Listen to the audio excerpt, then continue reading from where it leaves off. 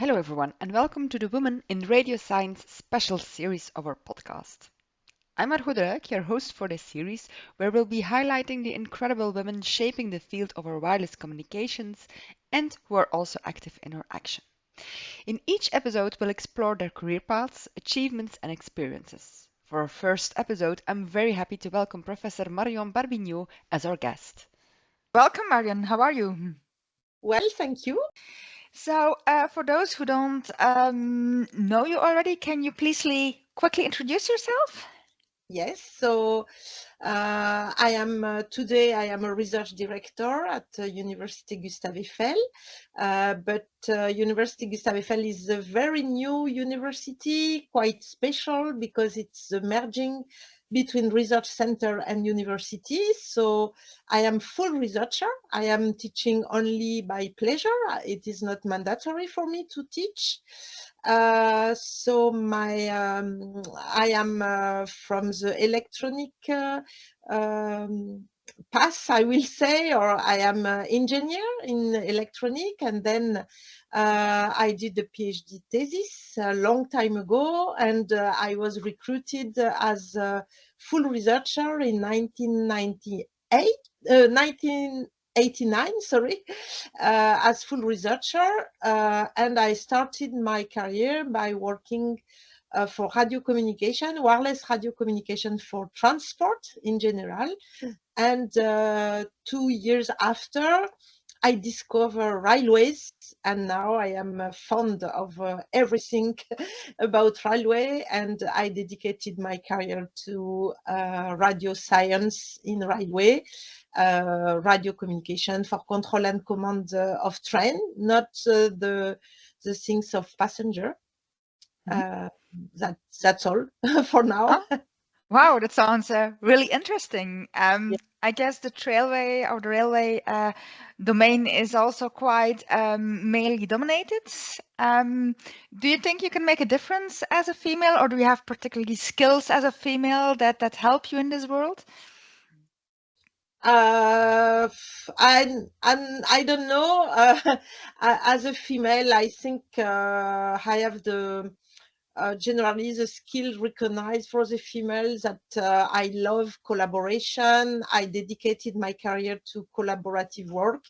I cannot understand research to do some research alone in my lab. I need to talk with other colleagues, and I like European projects. I was in more than 35 European projects during my career.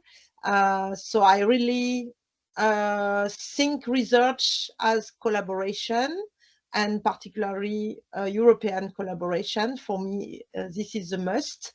And yes, I think as a woman, sometimes we are more open mind, not so proud of us. So we are more able to listen to the other or to ideas. Yes, I think we can have this kind of skills. Yeah, for sure. And collaboration is also key here in the Yeah. cost action. So that's really nice. Do you have a role model, maybe a female role model, someone that is inspiring you in your career as researcher? No, curiously not. I was inspired by some teacher before university, but not a lot, because I was a scientist, and all my professors were men. Yeah, my choice for radio waves or electromagnetics was given to me by a professor the year before entering the engineering school. So I discovered Maxwell equation, and I was fond of this domain. So I decided to go to an engineering school dedicated to radio, but also microelectronics, silicium and gallium arsenide component, and so on. I did my PhD in this domain of modeling microelectronic component like a diode or transistor or things like this. And then I was really fed up with this domain, and I decided to change completely. And I was very lucky to have this position in the past. It was the National Institute for Transport and Safety.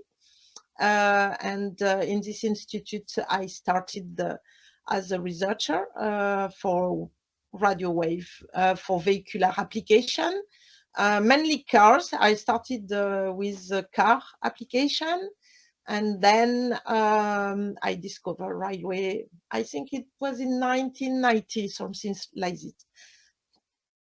Okay, thank you. Any advice you want to give to our colleagues, or younger colleagues, or female colleagues? Yes. So I had several PhD students, female PhD students. I have also some PhD students that are now my colleagues after several years. I think, yes, the advice is to be confident in what we can do or what we can provide. Yes, to be open. What I can say, I think that I was quite lucky because I am doing research in the public research area. So in France, in particular, the career is done by a national competition.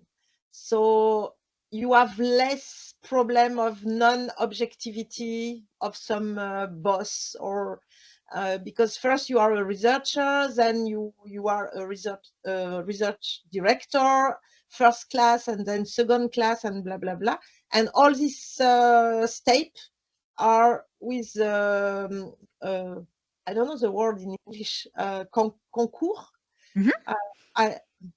So this guarantee, if the jury is balanced in terms of gender equality, normally this guarantee more accessibility to this position.